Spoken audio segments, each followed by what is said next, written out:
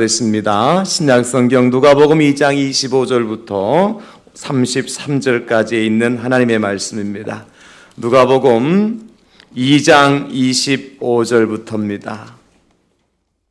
33절 말씀까지 오늘 저와 여러분들에게 주시는 하나님의 말씀입니다. 성경을 다 찾으시기 바랍니다. 성경 90쪽 제가 가지고 있는 성경으로 신약입니다. 누가복음 2장 25절부터 33절까지 하나님 말씀 우리 다 같이 받겠습니다. 다 같이. 예루살렘에 시몬이라 하는 사람이 있으니 이 사람은 의롭고 경건하여 이스라엘의 위로를 기다리는 자라. 성령이 그 위에 계시더라.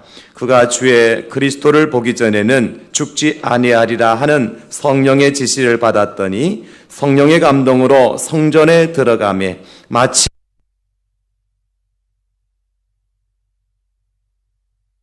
오는지라. 시몬이 아기를 안고 하나님을 찬송하여 이르되 놓아 주시는도다. 내 눈이 주의 구원을 보았사오니 이는 만민 앞에 예비하신 것이요 이방을 비추는 빛이요 주의 백성 이스라엘의 영광이다 하니 그의 부모가 그에 대한 말들을 놀랍게 여기더라. 아멘. 오늘도 주님이 주시는 평안과 안식이 예배하는 저와 여러분들 가운데 풍성해질 수 있기를 평강의 왕이신 예수님의 이름으로 축원합니다. 오스트리아의 유명한 정신과 의사인 프랭클이라고 하는 분이 이런 말씀을 하셨습니다. 사람들이 주로 인사를 할 때에 어떻게 인사하냐면 어떻게 지내십니까? 이렇게 인사를 많이 하죠. 외국말로 하면 How are you? 이렇게 하는 거예요. 그죠? How are you? 이렇게 하는데 이 프랭클이라고 하는 의사 선생님이 말씀하시기를 이것보다 더 중요한 질문이 있다. 어떻게 지내십니까? 보다 더 중요한 질문이 있는데 그것이 뭐냐면 지금 어디에 계십니까? 이 질문이 중요하다 그래요. 그래서 How are you? 보다도 Where are you? 이것이 더 중요한 질문이다.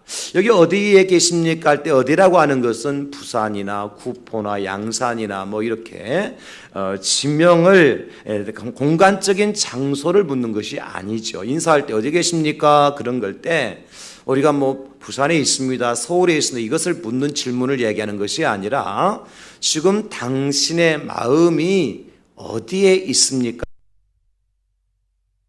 사람이 고장났다 했을 때 두 가지가 고장나잖아요. 첫째는 마음이 고장날 수 있고 몸이 고장날 수가 있어요. 특히 마음이 고장났다 했을 때 우리 마음이 있어야 될 곳에 있지 못하고 엉뚱한 곳에 가 있으면 고장난 거예요. 우리 몸도 마찬가지잖아요. 내 몸이 신경이 또 뼈가 세포가 있어야 될 그 자리에 있지 못하고 엉뚱한 곳에 가 있으면 몸이 고장난 거란 말이에요.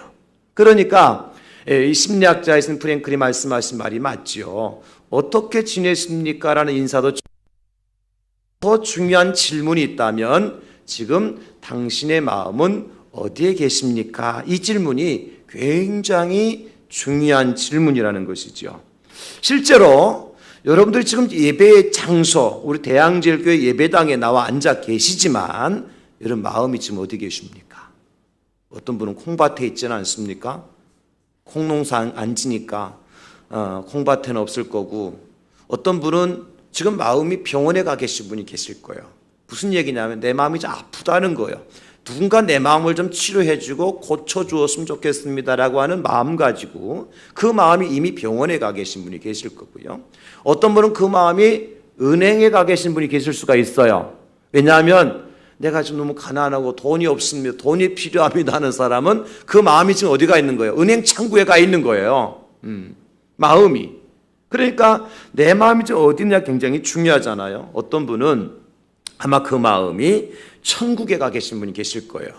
마음의 기쁨과 감사와 평화가 넘치시는 분들, 비록 대양제일교회에 앉아 계시지만 그 마음만큼은 이미 천국의 주님과 함께 있는 그러한 세월을 보내고 있는 거죠. 사실 우리나라 역사를 보게 되어지면 여러분 잘 아시는 것처럼 과거에 이 가난이라는 짐 때문에 그리고 전쟁이라는 아픔과 슬픔 때문에 마음의 상처들을 많이 가지고 살아왔어요. 그래서 우리 어떤 때 노래 불러도 잘 살아보세, 잘 살아보세, 우리도 한번 잘 살아보세, 이런 노래를 불러야 되고, 그죠? 평화의 노래를 불러야 되고. 왜? 너무 전쟁을 많이 겪었기 때문에. 우리 마음의 상처죠. 그때마다 우리 믿음의 선배들은, 신앙을 가진 믿음의 선배들은 어떻게 그 시기를 극복하고 이겨낼 수가 있었을까? 제가 가만히 이 말씀을 묵상하면서 생각해 보니까 우리 믿음의 선배들이 그때 어렵고 힘들 때, 가난 때문에, 전쟁 때문에, 질병 때문에, 아픔 때문에 힘들어할 때 불렀던 찬송이 무엇일까? 제가 찬송가를 이렇게 잘 찾아보면서 이 찬송을 골랐어요. 주 안에 있는 나에게 딴 근시 미쓰랴. 십자가 밑에 나아가 내 짐을 풀었네. 주님을 찬송하면서 할렐루야 할렐루야, 내 앞길 멀고 험해도 나 주님만 따라가리. 비록 당장 당신 눈앞에 가난이라는 것이 전쟁의 고통과 슬픔과 이산 가족의 헤어짐의 아픔이라고 하는 것이, 또 때로는 나의 힘으로 이길 수 없는, 병원도 갈 수 없는 질병 속에 있었지만, 그러나 주님 안에 내 마음이 주님 안에 있사오니 내가 다른 걱정을 하겠습니까? 내가 주님도 십자가 밑에 나가서 모든 가난의 짐과 고통의 짐과 슬픔의 짐을 주님의 십자가 밑에 다 그 보따리를 풀어놓았사오니 이제는 주님만을 찬송하고 할렐루야, 내 앞길 멀고 험해도 나 주님만 따라가겠습니다. 이런 고백으로 우리 믿음의 선배들이 그 고난의 때를, 슬픔의 때를 이기고 나온 거죠. 주 안에 있는 나에게 난 근심 있으랴. 십자가 밑에 나가 내 짐을 풀은, 다 같이 할렐루야, 주님을 찬송하면서 할렐루야 할렐루야, 내 앞길 멀고 험해도 나 주님만 따라, 내 주는 자비하소서, 내 주는 자비하소서, 늘 함께 계시고 내 궁핍 밤을 아시고 늘 채워주시아멘. 주님을 찬송하면서 할렐루야 할렐루야, 내 앞길 멀고 험해도 나 주님만 따라가리. 아멘. 주님 안에 우리 마음을 둘 때 가난도, 전쟁도, 슬픔도, 고통도 이기고 할렐루야 찬송을 부를 수가 있었던 겁니다. 그 마음을 어디에 두느냐고 하는 것은 굉장히 중요한 거예요. 그래서 제가 오늘 말씀을 준비하면서 지금 저와 여러분들의 마음의 주소를 예수님께로 옮겨지는 은혜가 이 시간에 일어날 수 있기를 예수님의 이름으로 축복합니다. 우리 마음의 주소가 예수님께로 옮겨져야 돼요. 세상의 근심 걱정 가운데 있었던 그 마음의 주소지가 이제는 예수님께로 옮겨져야 돼요. 세상의 슬픔과 아픔과 번거로움과 고통 가운데 있었던 우리 마음의 주소지를 예수님께로 옮겨져야 돼요. 그 주님 안에서, in Christ, 예수 그리스도 안에서 우리 마음이 머물게 되어질 때에 우리 마음에 참된 평안과 안식이 있게 될 거예요. 그래서 우리가 누군가 우리에게 당신은 지금 어디에 있습니까? Where are you? 물어보면 우리 뭐라고 대답해야 되냐면 나는 지금 주님과 함께 천국에 있습니다. 제가 물어볼게요. 여러분 대답 한번 해보세요. 여러분 지금 어디에 계십니까? 다 잘라먹고 천국만 있죠. 한번 따라서 합시다. 나는 지금 주님과 함께 천국에 있습니다. 다시 물어볼게요. 여러분 지금 어디 계세요? 아멘, 아멘입니다. 우리가 그렇게 살아야죠, 여러분. 아무리 무더운 날씨라 하더라도, 그죠? 주님과 함께 내가 지금 천국에 있습니다. 오늘 설교 제목이 뭐냐면 평안식이라고 하는 것은 샤바트라고 하는 히브리어인데, 이 샤바트라고 하는 본뜻이 뭐냐면 중지하다, 그치다, 쉬다, 그런 뜻을 가지고 있어요. 그래서 여러분, 그런 의미에서 성경에 나오는 여러 인물들 가운데 제가 이제 안식한 분들의 이야기를 지금 7월 달에 하고 있잖아요. 휴가철이 가까워졌기 때문에 우리가 어떻게 안식을 누릴 것인가 생각을 하면서, 그 중에 오늘 본문에 나오는 시몬이라고 하는 사람, 이분처럼 참된 안식, 특별히 평안의 안식을 누린 분이 드물어요. 그래서 저는 오늘 이 시몬을 바라보면서 우리도 시몬과 같은 참된 안식을 누렸으면 좋겠다. 사실 시몬이라는 사람은 한순간도 쉬지 않고 지금까지 달려왔어요. 긴장의 끈을 놓지 못하고 그 끈을 붙들고 달려왔어요. 그 끈이 뭐냐? 내가 언제나 예수님 만날까? 내가 언제나 그리스도를 만날까? 내가 언제나 메시아를 만날 수 있을까? 그 긴장의 끈을 날마다 붙들고 있어. 성령께서 그에게 가르쳐줘요. 네가 죽기 전에 반드시 만날 거야. 그리고 오늘 드디어 마침내라는 말씀이 나오는, 마침내 시몬이 예수님 만납니다. 할렐루야. 아멘. 마침내 예수님 만나고요, 당신의 손으로 그 예수님을 안아요. 어린 아기 예수님 있죠.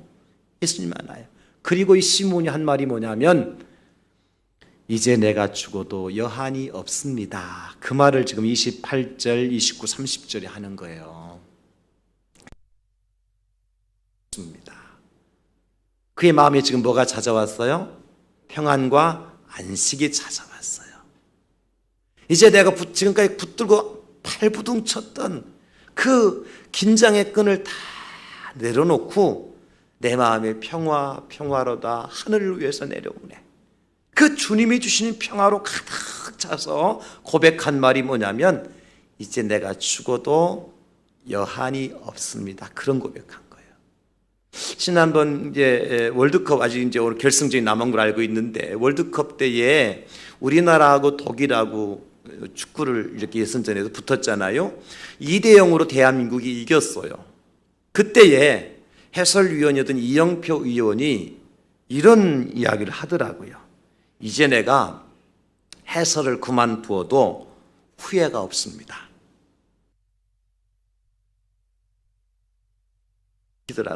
그 메시지가 막 울먹이면서, 그죠? 막 이렇게 격양된 목소리로 막 하다가 2대0으로 이기니까요, 이제 내가 해설을 그만둬도 절대로 후회할 것이 없습니다. 대한민국이 독일을 꺾고 2대0으로 이겼습니다. 막 그러면서 이영표 해설위원이 그렇게 고백을 하더라고요. 왜 그랬을까? 예선전 스웨덴과의, 멕시코와의 게임에서 우리가 졌잖아요. 그러니까 해설을 하는 자기도 옛날에 선수였기 때문에 해설하는 사람 입장에서 한 번이라도 이겼으면 좋겠다. 얼마나 간절했겠어요. 여러분들은 그냥 독일과 질 거라 생각해서 저는 3대0으로 이길 줄 알았어요. 누가 내기를 했다니까, 어떤 분하고 나는 3대0으로 이긴다, 자기는 3대0으로 깨진다. 지더라도 이긴다고 하고 지야지 왜 질 걸 먼저 생각하냐고. 어쨌든 제 예상은 빗나갔지만 2대0으로 이겼을 때 제가 얼마나 기뻤겠어요. 네. 여러분, 우리가 주님 나라와 또 이 땅에 살아가는 날 동안 얼마나 많은 긴장, 텐션 속에 살아가잖아요. 우리가 얼마나 그 스트레스를 많이 받고 압박 속에 살아갑니까? 그러나 우리 마음을 어디에 두느냐에 따라서 평안할 수 있고 안식을 누릴 수가 있다는 것입니다. 그 참된 안식은 창세기에 보니까요, 창세기 1장 31절에 하나님이 지으신 그 모든 것을 보시니 보시기에 심히 좋았더라. 저녁이 되고 아침이 되니 이는 여섯째 날이니라고 말씀해주고 바로 이어서 2장 1절에 천지와 만물이 다 이루어지니라 그렇게 기록하고 있고요. 이어서 2장 2절 창세기 2장 2절에 보면 하나님이 그가 하시던 일을 일곱째 날에 마치시니 그가 하시던 모든 일을 그치고 일곱째 날에 샤바트 하시니라 안식하시니라 그렇게 기록되어져 있어요. 여러분 창세기 1장 30 내용을 가만히 살펴보면 하나님께서 첫째 날부터 여섯째 날까지 우주 만물을 창조하시잖아요. 그저 이제 우리가 이리 갈까 저리 갈까 가는 하나님께서 그렇게 천지를 창조한 게 아니라는 거죠. 가장 완벽하게 가장 완전하게 실수하지 않도록 하나님이시지만 엿새 동안 온 우주 만물을 창조하셨어요. 그리고 난 다음에 그 모든 것을 보시니 어떠하셨어요? 심히 좋았더라. 매우 매우 좋았더라. 완전하게 좋았더라. 그리고 안식하신 거예요. 이게 샤바트가 나오게 된 배경입니다, 여러분.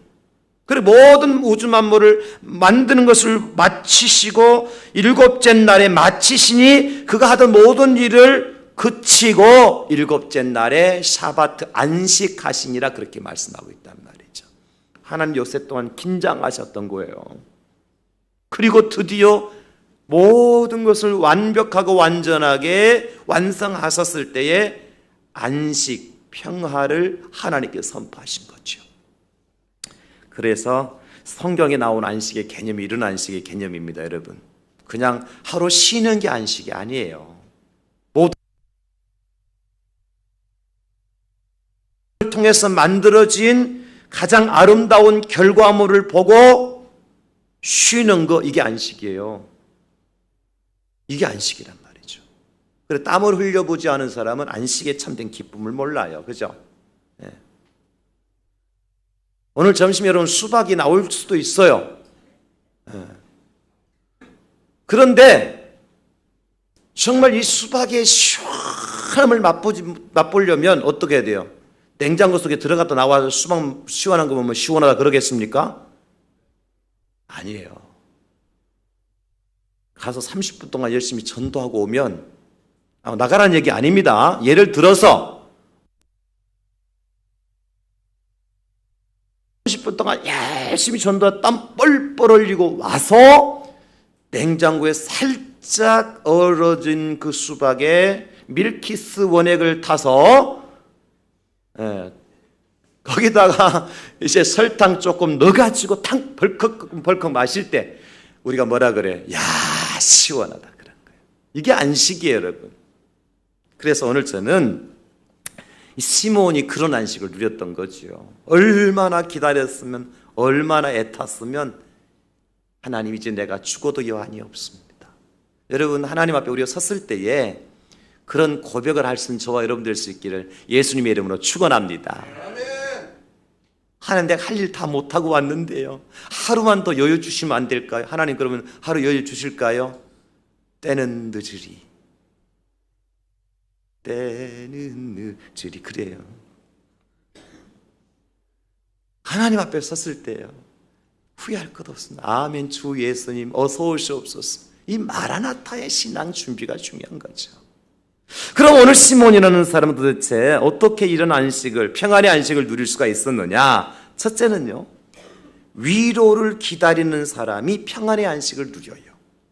오늘 시몬에 대해서 이렇게 설명해 주죠. 25절에 예루살렘에 시몬이라는 사람이 있으니, 예루살렘이라는 그 도시 자체가 살롬이라는 말이 들어서 평화의 도시죠. 그죠? 평강의 도시입니다.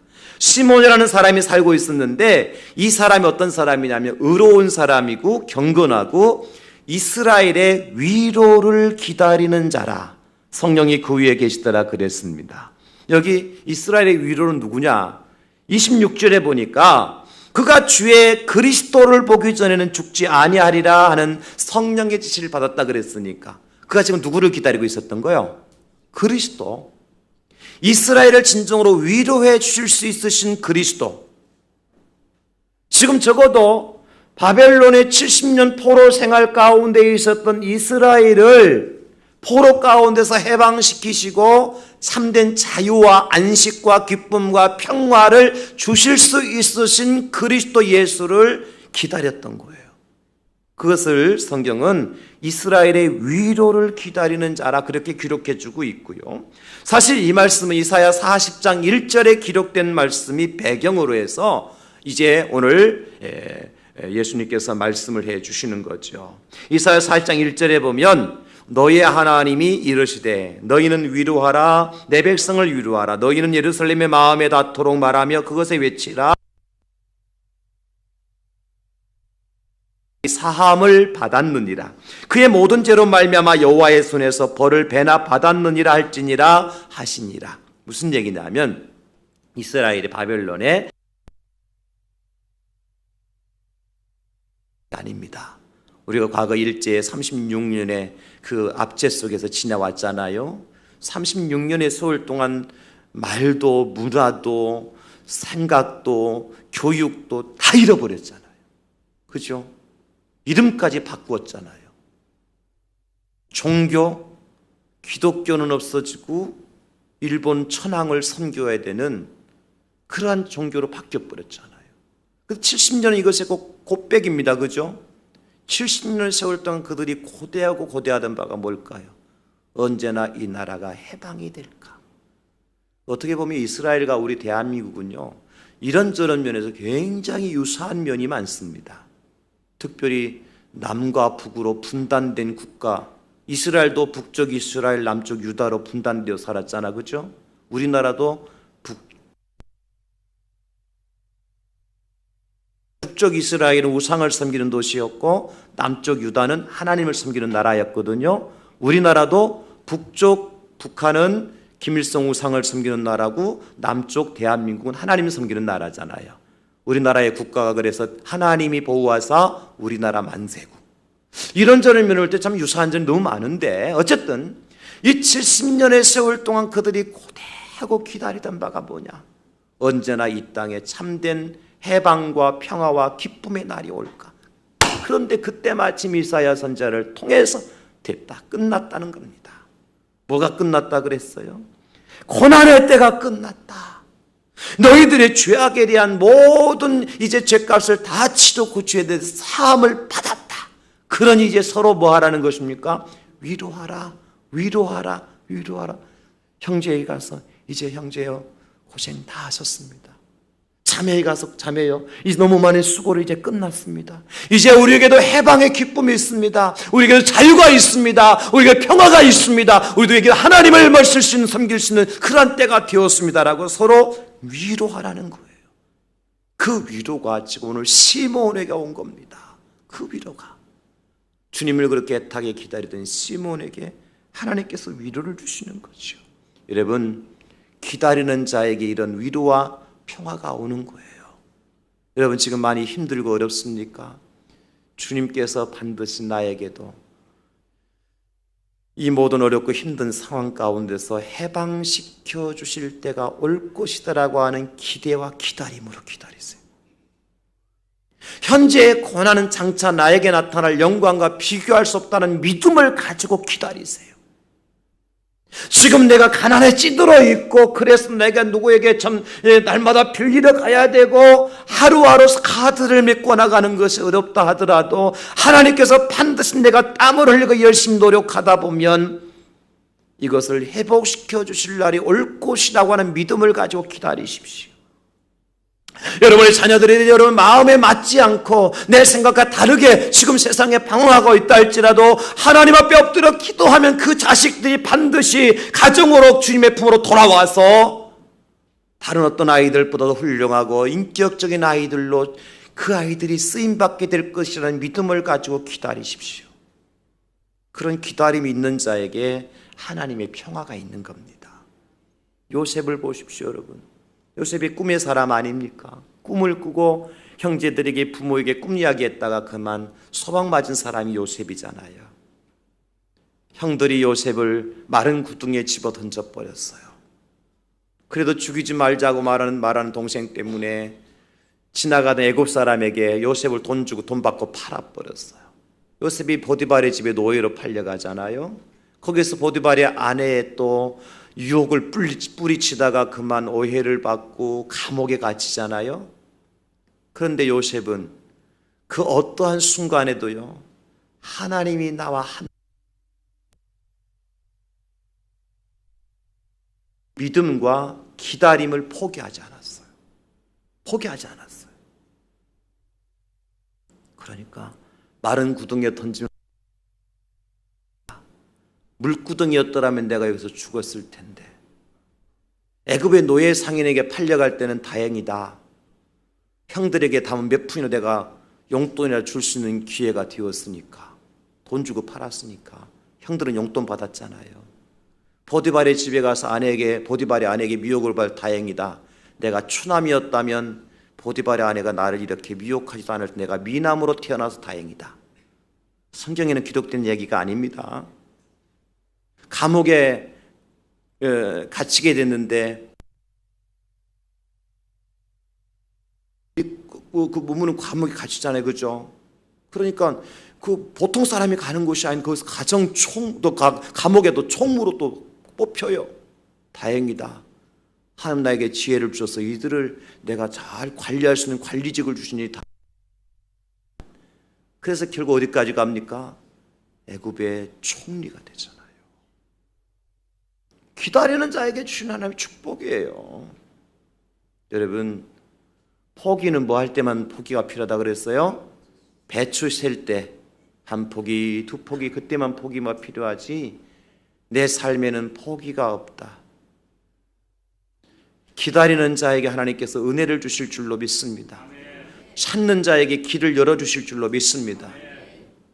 하나님이 나에게도 언젠가는 평안의 때를 주실 것이고, 언젠가는 나에게 안식의 때를 주실 것이고, 언젠가는 나도 다른 사람에게 나도 나눠주고 베풀고 다른 사람을 세워주고 다른 사람과 함께 할 수 있는 그 때를 줄 것이다.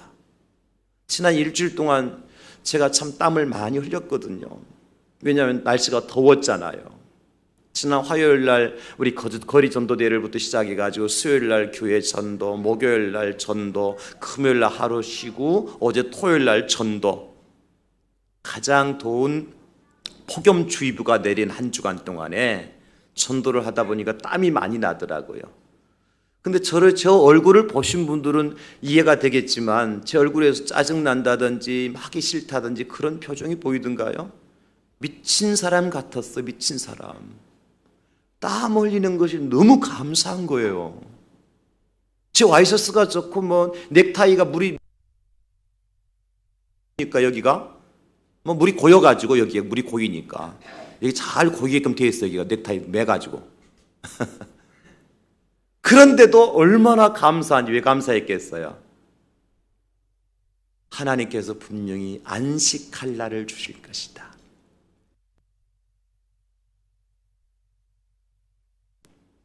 이 기다림이 있으니까요. 계속해서 2주, 3주가 또 막 이 일을 해야 된다고 할까 짜증날 거예요. 그렇죠? 여러분, 직장인들이 왜 그렇게 6개월 동안 열심히 일합니까? 뭐가 있으니까? 휴가가 있으니까. 학생들이 뭐 이렇게 열심히 공부합니까? 뭐가 있으니까? 방학이 있으니까. 이 기다림이 있는 사람은요,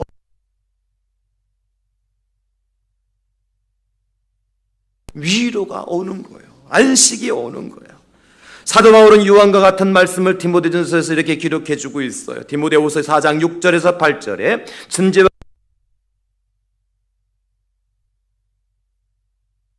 달려갈 길을 마치고 믿음을 지켰으니 이제후로는 나를 위하여 의의 면류관이 예비되었으므로 주곧 의로우신 재판장이 그날에 내게 주실 것이면 내게만 아니라 주의 나타나심을 사모하는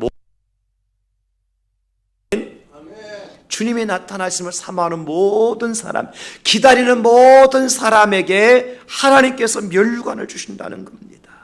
요한계시록 14장 13절에 말씀하십니다. 또 내가 들은 하늘에서 음성이 나서 이르되 기록하라. 지금 이후로 주 안에서 죽는 자들은 복이 있도다 하시매 성령이 이르시되 그러하다. 그들이 수고를 거치고 쉬리니 이는 그들의 행한 일이 따름이라 하시더라. 열심히 땀을 흘렸으면 땀을 흘린 것만큼 하나님께서 쉬게 하십니다. 열심히 주님을 위해서 눈물을 쏟았으면 눈물을 쏟은 것만큼 하나님께서 기쁘게 만들어 주십니다. 그러므로 여러분 기다리십시오. 주님의 위로를 기다리십시오. 주여, 내가 주님께 내게 주실 위로의 날, 평화의 날이 반드시 오게 될 줄로 믿고 기다립니다. 이런 고백하시고 오늘 시몬처럼 기다림으로 위로의 안식을 누리는 저와 여러분 될 수 있기를 예수님의 이름으로 축복합니다. 그리고 두 번째, 오늘 시몬은 성령의 인도를 받았어요. 그래서 성령의 인도를 받는 자가 평안의 안식을 누린다는 거예요. 25절에 보면 예루살렘에 시몬이라는 사람이 있으니 이 사람은 위에 계시더라. 그리고 27절에 보니까 성령의 감동으로 성전에 들어가매 마침 부모가 율법의 관례대로 행하고자 하여 그 아기 예수를 데리고 오는지라. 지금 시몬은 예루살렘 안에 누구 때문에 들어왔어요? 성령님 때문에. 성령님이 누구십니까? 하나님의 영이시잖아요. 예수님이 보내신 영이시잖아요. 그 영이 시몬의 마음을 움직이고 시몬의 발걸음을 움직이고 어디까지 가고 있어요? 지금 예루살렘 성전 안에 있는데, 그 성전 안에 서 있는데 마침 누구가 지나가요? 예수님이 지나가요. 할렐루야. 이 마침의 은혜가 여러분들에게도 임할 수 있기를 예수님의 이름으로 축원합니다. 사람이 계획을 세울지라도 그 걸음을 인도하시는 분 누구라고요? 하나님이시라고. 그 경영을 이루시는 분이 누구시라고? 성령의 인도함을 받는 자가 마침의 은혜를 누릴 수가 있는 거예요. 내 생각대로 내 고집대로 살아가면요 늘 삐그덕거려요. 만약에 시몬이 오늘까지 기다렸다가 안 오는 갭이요, 내가 틀렸는 갭이요, 그러면서 엉뚱한 가서 없었을까요? 없었어요. 성령께서 시몬아 오늘이야, This is today, 이 날이 바로 오늘이 그 날이야. 그러면서 일어나 빨리 가야 돼. 지금 오고 있다. 누가 오고 있다. 성경에 기록되어 있지 않지만 마침이라는 말이 다 포함되어 있는 거예요. 마침. 성령께서요 시몬을 재촉해가지고 가자 빨리 서둘러야 돼, 안 뭐 늦는다. 그래가지고 시몬이 막 달려서 성전 안에 들어가서, 성전에 들어가는 문도 여러 문이 있거든요, 예루살렘 성전에. 근데 성령께서 너 그쪽 아니야, 이쪽 문이야, 이쪽 문이야. 그래서 시몬을 데리고 이쪽 문에 딱 서 있으니까 그때 마침 예수님의 가족이 예수님의 정결 예식을 치르기 위해서 예루살렘에 올라오는 거예요. 이때 할렐루야 부르, 할렐루야. 그러면서 시몬이 이제 내가 죽어도 여한이 없습니다. 하나님, 내 생명을 하나님이 취하여 가셔도 나는 여한이 없습니다. 그 노래를 부르는 겁니다. 우리 성령님이 어떤 분입니까? 하나님 아버지의 마음을 가장 잘 아시는 분이 성령님이시거든요. 그러므로 하나님의 뜻을 이루기 위해서는, 하나님의 뜻을 우리가 깨닫기 위해서는 성령님의 인도를 받아야 돼요. 그러기 위해서 우리가 어떻게 해야 돼요? 내 안에 주의 성령을 모셔야 돼요. 내 마음의 좌소에 성령님이 계시도록 내 고집 성령께서 지금 내 안에 들어오셔서 생각을 이끌어 가시고 내 발걸음을 인도해 주시고 내 인생을 주관하여 주시옵소서. 여러분, 그래서요 성령 충만한 사람은요 늘 마침내의 은혜를 체험하게 되어져요. 제가 어제 저녁에 그 시간 한 11시 넘은 시간이죠. 제가 늘 갔다 오는 데가 있잖아요. 그 시간에 갔다 오다가 주차장을 통해서 바로 사택으로 들어가야 돼. 돌아서 가야 되겠다. 이쪽으로 돌아서 가야 되겠다. 왜냐하면 이쪽 우리 그 게시대 앞에 공간에 차가 되어 있어 뺐으면 거기다 주차. 성도님들 그 한 자리라도 차 한 대 더 됐으면 좋겠다는 생각이 들어서 돌아서 올라왔어요. 돌아서 올라왔는데 보니까 마침 차가 비어서 주차금지 팻말을 놓고 이제 저쪽으로 돌아서 내려가려고 가다 보니까 저쪽에 있는 쪽 문이 현관이 쫙 열려져 있는 거예요. 우리 교회 문이 완전하게.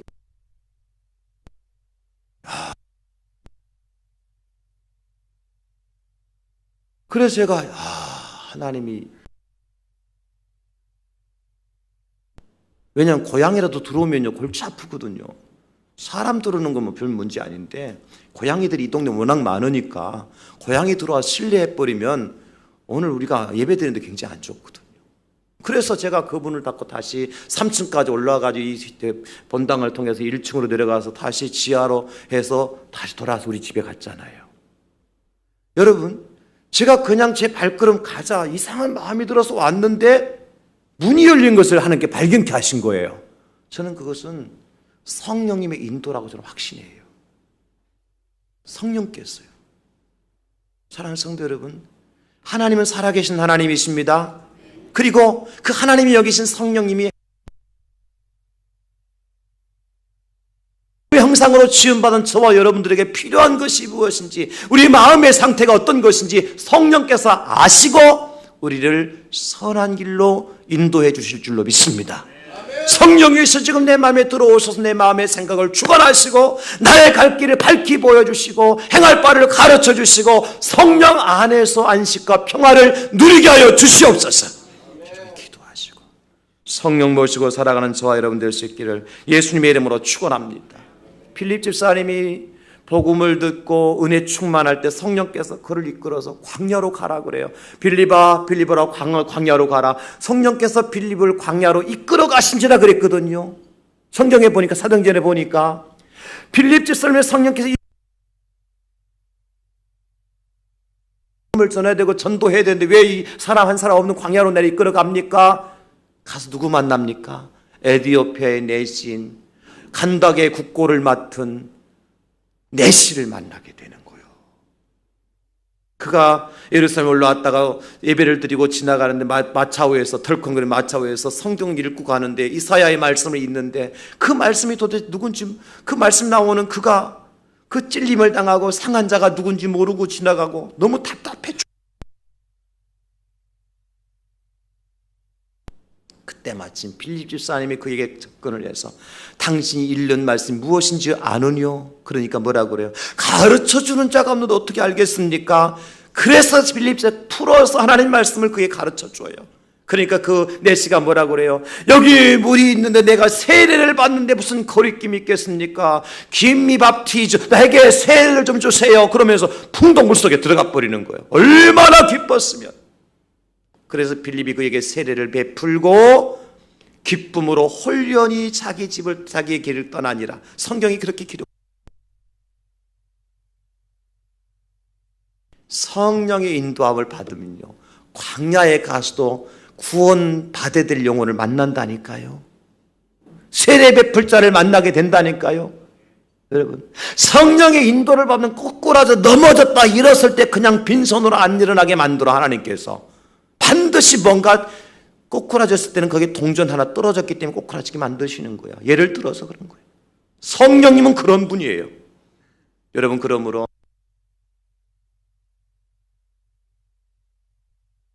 인도함을 받고 살아가는 저와 여러분 될 수 있기를 예수님의 이름으로 축복합니다. 2차 전도여행을 마치고 예루살렘으로 돌아와서 로마로 가야 되는데 에베소에서 예루살렘으로 돌아가려고 사람들 작별하고 하니까 제자들이 찾아와서 막 뜯어 말리는 거예요. 선생님 지금 예루살렘 가시면 안 됩니다. 왜냐하면 예루살렘에 지금 길목에 선생님을 죽이지 않고는 밥도 먹지 않기로 결단한 40명의 결사대가 지금 기다리고 있습니다. 가면 꽁꽁 묶여서 감옥에 가시든지 갇히든지 선생님은 죽습니다. 그러니 사울이 뭐라 그래요? 사도행전 21장 13절에 보니까 바울이 대답하되 여러분이 어찌하여 울어 내 마음을 상하게 하느냐? 나는 주 예수의 이름을 위하여 결박당할 뿐 아니라 예루살렘에서 죽을 각오도 하였노라. 지금 사도 바울을 죽이려고 결단하고 결사대 40명이 숨어서 매복해서 기다리고 있어요. 근데 그 사지로 두려워요, 슬퍼요, 고통스러워요가 아니라 평안하고 기쁘고 담대한 마음 가지고 들어가는 거예요. 누가 그를 인도하고 있습니까? 성령님께서 인도하시는 거예요. 하나님이 여기서 성령이 우리 안에 거하시.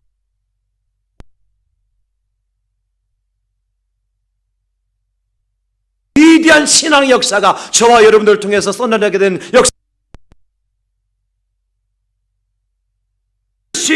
가이사 앞에 서야 될 사람이기 때문에 사도 바울은 예루살렘으로 돌아가서 복음을 축복의 사람이 되죠. 창세기 1장에 보면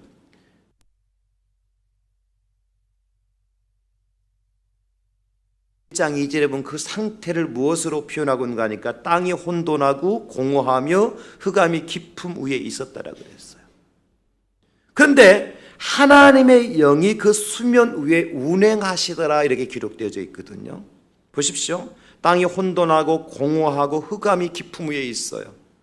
이것은 무엇입니까? 어두움, 두려움, 불안, 슬픔, 무질서입니다. 그죠?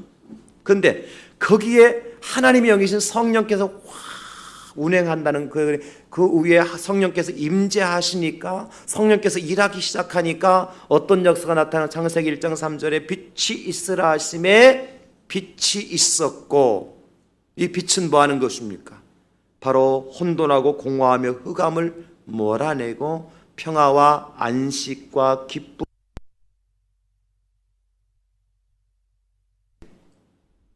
성령이 여러분 안에 거하시면, 성령이 여러분들 인도하시면 모든 불안한 마음, 두려운 마음이 떠나가고 기쁨과 감사와 평화가 넘치게 될 줄로 믿습니다. 고통과 슬픔과 하나님을 찬양하며 감사할 일들과 참된 안식과 평화가 우리 가운데 임하게 될 줄로 믿습니다. 주의 성령이시여 이 시간 내 안에 들어오셔서 나를 주관하시고 주의 성령이 나를 이끌어가 주시옵소서. 그러면 오순절 마가의 다락방의 은혜를 우리가 체험하게 될 줄, 자들이 성령이 임하였을 때 어떡합니까? 다락방 방문을 걷어차고 온 세상에 나가서 예루살렘과 온 유대와 사마리아와 땅끝까지 이뤄서 주의 증인의 삶을 살잖아요. 이것이 성령이 하시는 일이에요. 마지막으로 세 번째, 어떤 사람이 시몬과 같은 참된 평강의 안식을 누릴 수 있느냐? 예수님을 모신 사람이 평안의 안식을 누립니다. 예수님의 이름이 뭐죠? 평강의 왕이라 그랬어. 이사야 말씀에. 그죠? 평강의 원천. 그래서 시몬은 구약 성경에 단 어떤 선지자들과 다르게 직접 그 예수님을 아는 사람이에요. 자기 손으로 예수님을 안았어요. 그 예수님의 평화가 시몬에게 그대로 싹 들어온 거죠. 예수님과 함께 했을 때.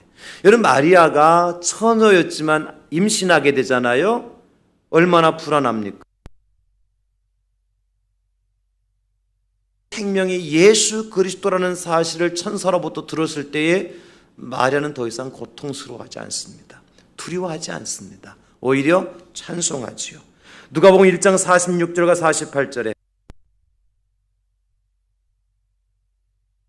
비천함을 돌보셨습니다. 보라,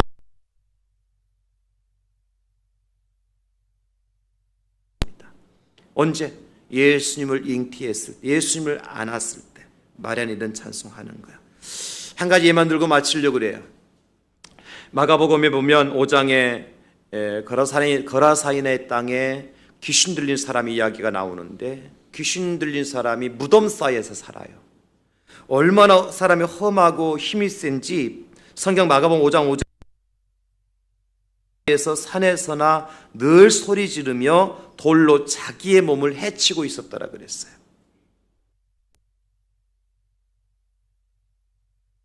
무덤 사이에요. 세상으로 나오지 못해요. 왜? 세상이 두려운 겁니다. 그래서 늘 죽음이 있는, 그 시체들이 머물고 있는 귀신들의 골짜기로 갈 수 있는 무덤 속에, 무덤 사이에서 살고 있는 거예요. 근데 이 귀신 들린 사람이 누구를 만나느냐 하면 예수님 만납니다. 예수님께서 명하여서 그 사람에게 있는 귀신을 쫓아내시지요. 그리고 된 다음에 이 사람이 어떻게 변화가 되어지느냐? 누가복음 5장 20절에 보니까 이렇게 기록되어져 있어요. 그가 가서 예수께서 자기가 어떻게 큰 일을 행하셨는지를 데가볼리에 전파하니 모든 사람이 놀랍게 여기더라. 보십시오.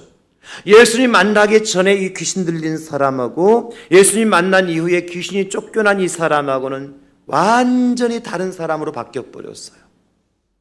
두려워서 무서워서 세상 밖에 나오지 못한 이 사람이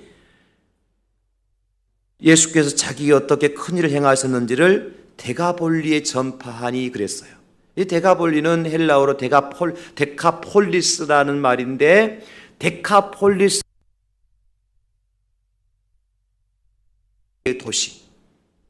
그러니까 지금 예수님 만나기 전에는 세상에 두려워 세상 밖에 나오지 못한 사람, 마음에 두렵고 떨림이 있었고, 그래서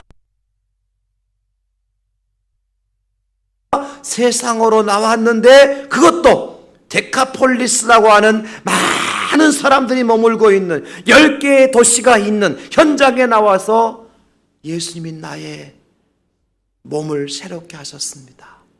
예수님께서 내 영혼을 새롭게 만들어 주셨습니다.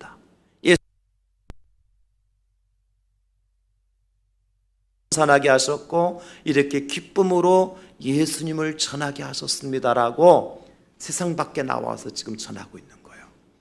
예수님 만나면 이와 같은 역사가 우리에게 나타날 줄로 믿습니다. 여러분, 이 시간에 다 예수님 만나야 돼요. 이사야 9장 6절에 예수님이 이렇게 소개합니다. 이는 하나님께 우리에게 낳고 하나님을 우리에게 주신 바 되었는데 그의 어깨는 정사를 메고 그의 이름 마지막에 평강의 왕이라 할 것입니다. The King of Peace, 평강의 왕이라 할 것입니다. 예수님은 샬롬입니다. 예수님은 에이레네입니다. 예수님은 평강의 왕이고 예수님은 피스메이커입니다. 기도합시다. 주님, 이 시간 우리에게 말씀하여 주시옵소서. 평안을 너에게 주노라. 내가 너희다. 그러므로 너희는 마음에 근심하지도 말고 두려워하지도 말라. 주님 감사합니다.